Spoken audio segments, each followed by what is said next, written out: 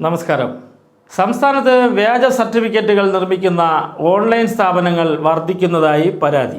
അക്ഷയ സെന്ററുകളുടെ മറവിൽ പ്രവർത്തിക്കുന്ന ഇത്തരം സ്ഥാപനങ്ങൾ സർക്കാർ അംഗീകൃതം എന്ന വ്യാജ ബോർഡുമായാണ് പ്രവർത്തിച്ചു വരുന്നത്.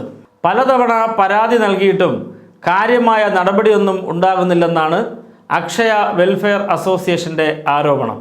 സംസ്ഥാനത്തൊട്ടാകെ വ്യാപകമായി വ്യാജ റവന്യൂ സർട്ടിഫിക്കറ്റുകളുടെ ബിരുദ സർട്ടിഫിക്കറ്റുകളുടെയും നിർമ്മിക്കുന്നുണ്ട് എന്നാണ് പരാതി.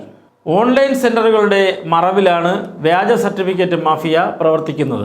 അക്ഷയ സെന്ററുകൾക്ക് മാത്രം അനുവദിക്കപ്പെട്ടിരിക്കുന്ന ചില സേവനങ്ങളും ഇത്തരം ഓൺലൈൻ സ്ഥാപനങ്ങൾ സാധാരണക്കാരിൽ നിന്നും വൻ തുക ഈടാക്കി ചെയ്തു കൊടുക്കുന്നു.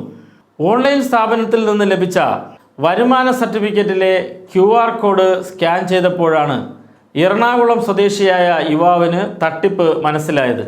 മറ്റൊരാളുടെ വരുമാന സർട്ടിഫിക്കറ്റ് ഈ യുവാവിൻ്റെ പേരിലേക്ക് തിരുത്തി നൽകുകയായിരുന്നു. സർക്കാർ ഉദ്യോഗസ്ഥർ ബന്ധുമിത്രാദികളുടെ പേരിൽ ഇത്തരം സ്ഥാപനങ്ങൾ തുടങ്ങുന്നുണ്ടെന്നും പരാതിയുണ്ട്. അക്ഷയ കേന്ദ്രങ്ങളാണെന്ന ജനത്തെ തെറ്റിദ്ധരിപ്പിക്കുകയും അക്ഷയ സെന്ററിൻ്റെ ബോർഡും നിറങ്ങളും ഇവർ ഉപയോഗിക്കുന്നുണ്ട്.